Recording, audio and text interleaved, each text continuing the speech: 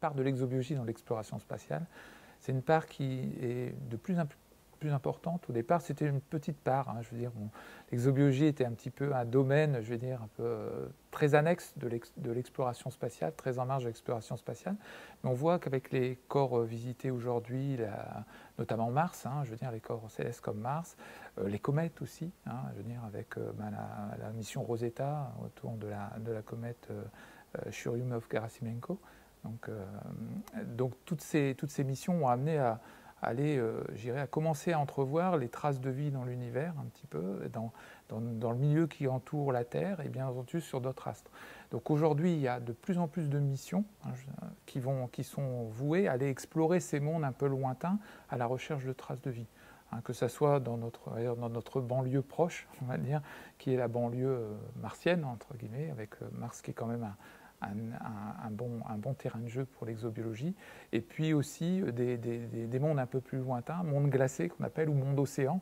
On pense à Europe, Encelade, et bien entendu Titan. Voilà, donc on est sur ce. Donc ça prend une part importante au niveau du CNES dans la contribution, avec une communauté qui est très active au niveau scientifique français de ce point de vue-là, et puis aussi au niveau international avec les futures missions qui ont été un petit peu proposées dans le cadre de ce qu'on appelle le Decadal Survey, qui est côté de la NASA, qui est paru, avec des missions éventuellement sur effectivement de la recherche de vie, voilà, avec des forages sur Mars ou aller sur les mondes glacés comme Encelade. Très clairement, dès qu'on va chercher, même ne serait-ce que des molécules, ne serait-ce qu'élaborées, on soupçonne l'existence de molécules carbonées un peu compliquées, on va dire un peu sophistiquées, effectivement ça rentre dans l'exobiologie. Donc je dirais presque la chimie organique, presque naturellement, elle était historiquement dans l'exobiologie, mais elle y rentre de plus en plus via les instruments qui sont développés et qui sont emmenés dans l'exploration. Sur les sondes planétaires. Donc oui, maintenant je dirais la chimie organique quasiment et l'exobiologie. Donc dès qu'on fait des mesures de chimie organique, de molécules, on recherche des molécules un petit peu, ce que je disais, compliquées, complexes, etc., on va effectivement venir vers l'exobiologie. Donc c'est une porte d'entrée. Après, la recherche de formes vivantes, de traces de formes vivantes, ça c'est un domaine beaucoup plus complexe à mettre en œuvre avec une série d'analyses, de convergences en fait, d'observations qui vont amener à pouvoir dire oui, il y a eu une forme de vie ou un système vivant voilà, qui a pu se développer dans tel ou tel environnement. Pour l'instant, c'est encore à l'état balbutiant. Mais je dirais la partie chimie est très très importante pour l'exobiologie.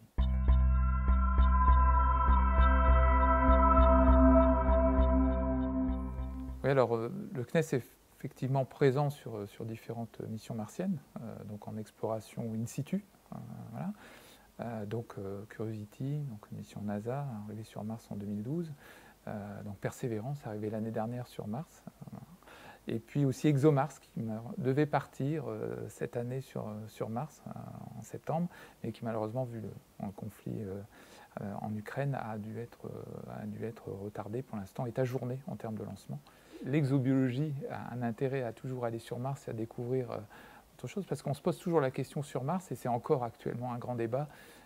L'eau, Mars a abrité de l'eau, sous quelle forme? Y a-t-il eu des océans, simplement des mers, des rivières, enfin des systèmes, ou des systèmes glaciaires qui ont fondu? Pendant combien de temps? Et est-ce qu'effectivement ces conditions de la planète ont pu amener à l'émergence d'une forme de vie et le développement d'une forme de vie, peut-être sous un modèle comparable ou différent de celui qu'on connaît sur Terre? Donc aujourd'hui, pour apporter ces réponses-là, on a pour l'instant exploré très peu d'endroits. Hein. Je veux dire, Curiosity avait un objectif, cratère Gale, puis ensuite monter sur le mont Sharp, pour trouver ces strates, hein, cette succession, ce que les géologues aiment bien sur Terre, c'est-à-dire avoir cet enchaînement chronologique, ces dépôts stratiformes, et donc de remonter le temps, entre guillemets, hein, ou de parcourir le temps au travers de ces dépôts stratiformes et d'avoir une idée de l'histoire géologique martienne et de trouver dans ces roches, voilà, des roches assez similaires à des roches dont on connaît le contexte sur Terre, c'est-à-dire de roches, par exemple des argiles qu'on sait hydratées, qu'on sait effectivement des argiles un petit peu qu'on appelle gonflantes, voilà, des argiles, je ne vais pas rentrer dans le détail de la géologie, mais qu'on connaît associées à des milieux aqueux et à de l'altération au milieu aqueux, donc souvent dans des lacs, dans des océans. Donc voilà, donc c'est un petit peu de trouver ces indicateurs d'environnement propice. Alors on appelle ça habitabilité, moi j'appelle ça propice au développement de formes de vie. type terrestre. Alors, souvent, c'est résumé par les Américains en termes d'habitabilité, mais bon, c'est une habitabilité très sommaire, hein, c'est-à-dire on trouve simplement des indicateurs qui nous donneraient, géologiques, chimiques, etc., qui nous donneraient la présence de milieux compatibles avec la vie. Donc pour l'instant, on a quelques indicateurs dans des zones très particulières.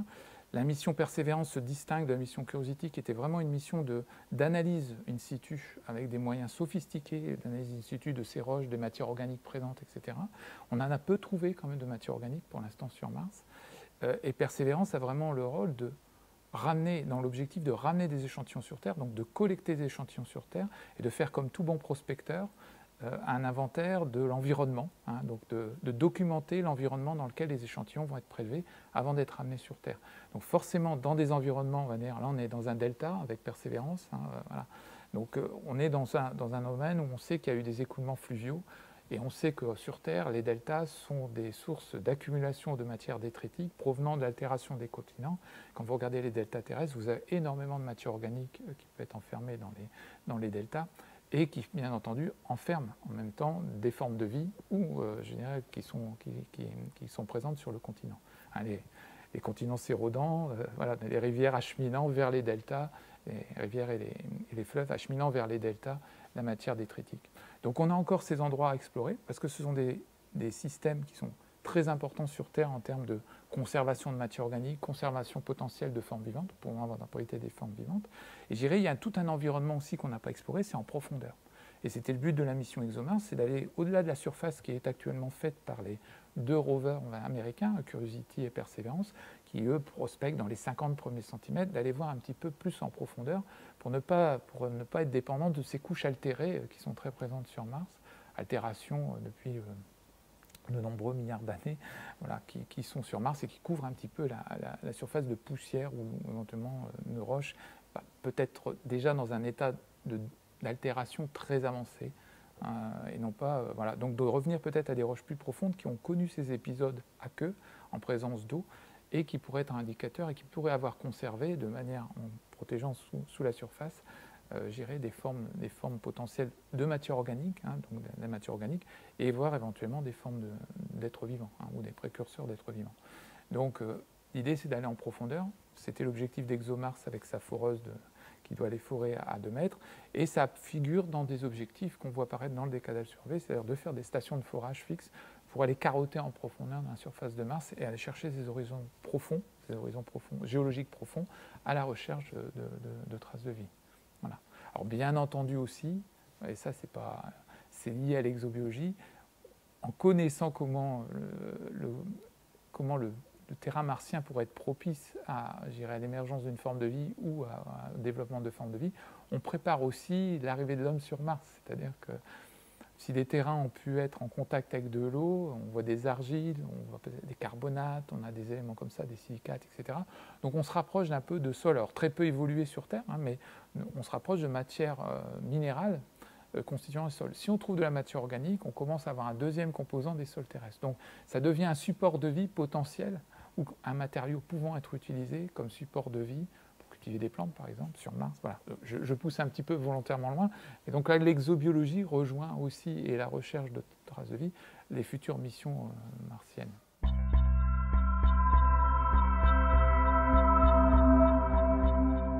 Une géologie lunaire, d'un point de vue purement scientifique, je veux dire, il y a une géologie lunaire qu'on a à peine, touchée du doigt. On a certes ramené, alors, 380 kg d'échantillons lunaires à peu près, mais ils ont été collectés dans des endroits très particuliers où on a voulu surtout assurer de ne pas mettre en danger les équipages qui se posaient sur la Lune, et la démonstration était plutôt l'alunissage plutôt que la collecte d'échantillons dans des endroits diversifiés. Donc il y a toute une partie de la géologie lunaire qui n'est pas connue et qui n'a pas été étudiée. Donc un intérêt d'y retourner, voilà, avec l'homme, hein, bien préciser que les accords Artémis, c'est avec l'homme, hein, donc c'est l'homme sur la Lune, donc le retour de l'homme sur la Lune, forcément avec un homme habile, hein, voilà, qui est bien plus habile qu'un rover pour collecter des échantillons, se déplacer en termes de mobilité, etc. Donc on va arriver avec un homme sur la Lune qui va pouvoir aller prospecter à nouveau. Alors avec plus les défis de l'époque des missions Apollo, qui étaient véritablement la démonstration, on peut dire une démonstration un peu de force aussi,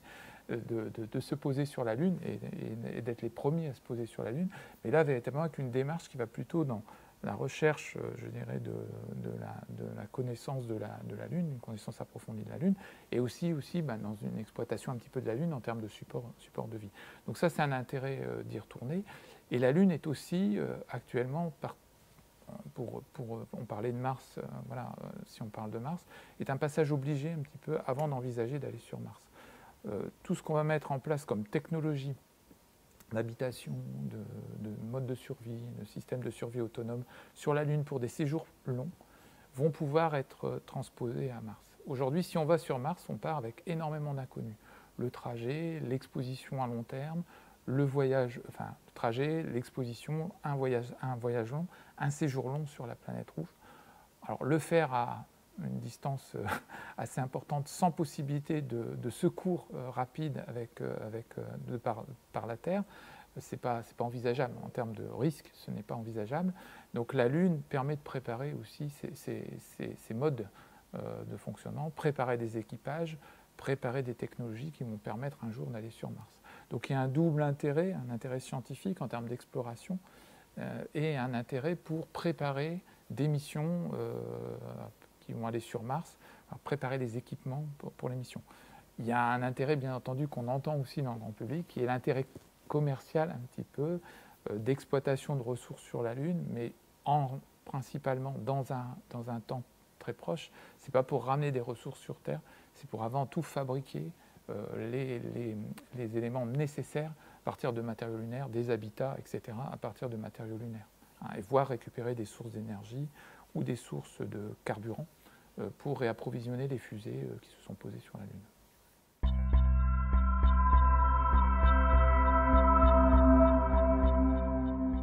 Alors, les missions Apollo avaient ramené des échantillons. Il y a eu des recherches forcément de formes de vie pouvant se développer, puisque ça a été soumis à quarantaine. Donc, on a recherché la présence de risques biologiques. Donc, pendant 1 an et demi, la NASA a mené une série d'études soumettant ces échantillons lunaires à cultivant ces échantillons lunaires dans différents modes, mis au contact de plantes, d'animaux, de micro-organismes, mis dans des milieux de culture divers et variés, pour voir si une forme de vie existait sur la Lune et si elle pouvait présenter un risque pour la biosphère terrestre en termes de prolifération. Rien n'a été vu. Au bout d'1 an et demi, la quarantaine était levée. Les équipages Apollo n'ont plus été mis en quarantaine, comme c'était le cas jusqu'à Apollo 14.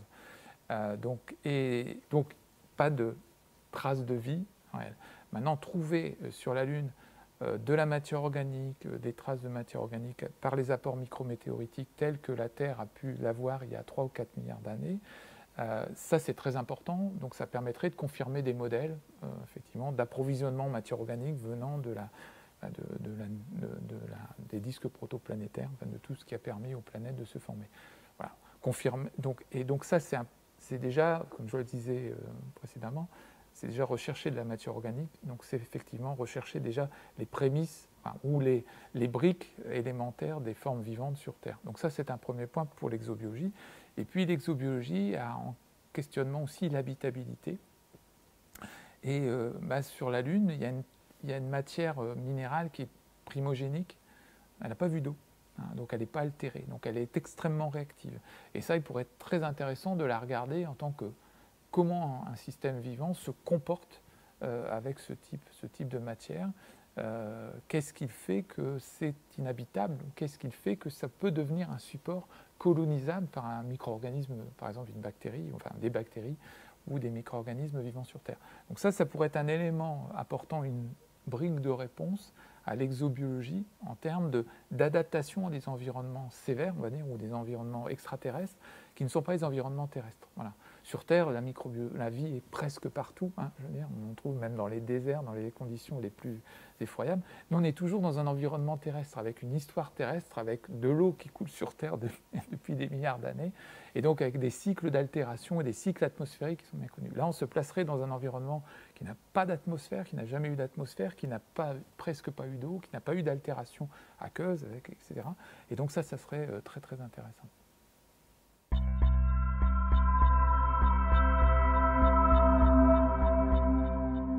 Oui, alors dans la mission Dragonfly, qui est à destination de la plus grosse lune, donc de Saturne Titan, donc qui doit partir elle, en 2027, pour ses missions NASA, et qui doit arriver sur Titan en 2034.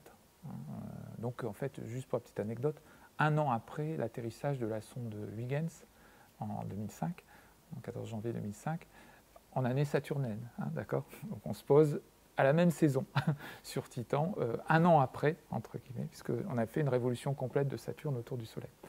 Donc ça, voilà, ça nous prend beaucoup de temps sur Terre, mais on va arriver l'année suivante de l'atterrissage de Huygens sur Titan.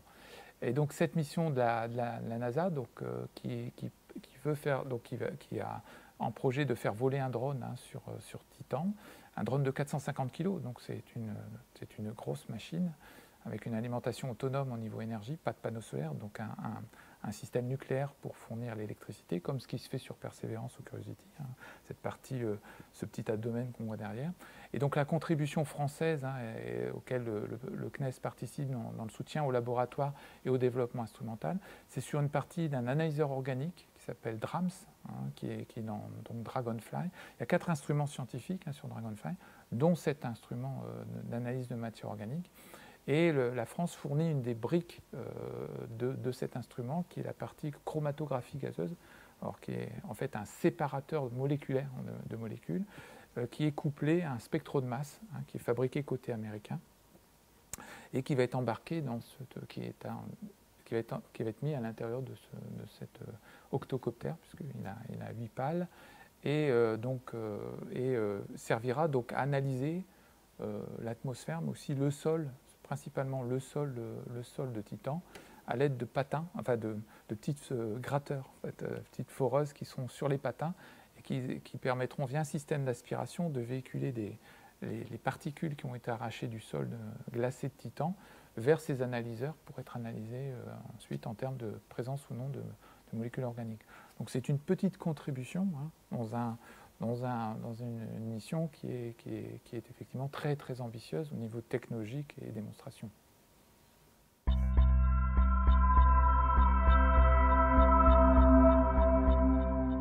Oui, alors mon plateau, alors toujours les calendriers peuvent être un peu bougés, je dirais, autour de temps. Pour l'instant, donc plateau, c'est un lancement 2026, donc ce sont des missions qui vont rejoindre JWST, sur donc un autre télescope qui vient d'être lancé récemment sur donc un point de Lagrange, pour faire de l'observation, je dirais, d'un grand champ angulaire, donc observer via 24 caméras différents champs stellaires, et donc observer les possibilités de trouver des exoplanètes. Alors, des exoplanètes un peu de taille terrestre, on va essayer de trouver surtout des exoplanètes proches d'étoiles, proches de leur étoile, un peu dans les zones habitables, ce qu'on appelle les zones habitables, voilà.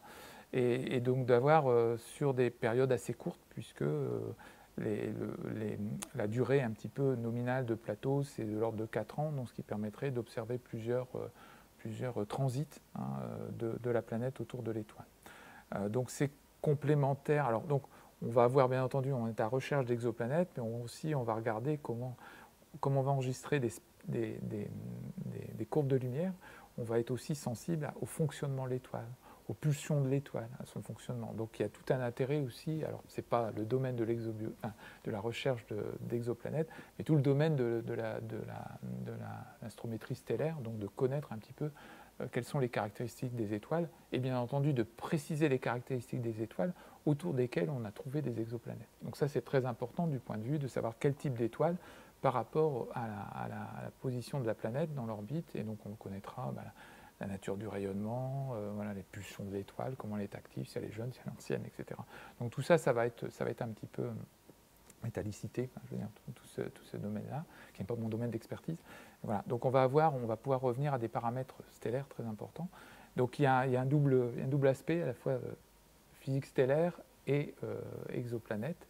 Et je dirais, c'est préparer aussi des cibles. Donc si JWST, comme il a été très bien lancé, je dirais, il a une autonomie suffisante de pouvoir revenir par la suite dans des deuxièmes phases du programme d'observation de JWST sur des cibles éventuellement qui auront été identifiées par plateau, et pouvoir aller cibler, je dirais, un domaine, soit un système exoplanétaire, soit une exoplanète en particulier qui aura été repérée. Donc Plateau va véritablement permettre de travailler dessus, à la fois pour JWST et pour aussi les moyens sol, puisqu'avec des télescopes sol, on peut aussi faire des observations d'exoplanètes. Donc c'est vraiment un observatoire au sens, voilà, Plateau vraiment comme un peu Gaïa, voilà, va générer une collection de cibles aussi pour des futures observations plus détaillées en détail avec des temps d'observation beaucoup plus longs.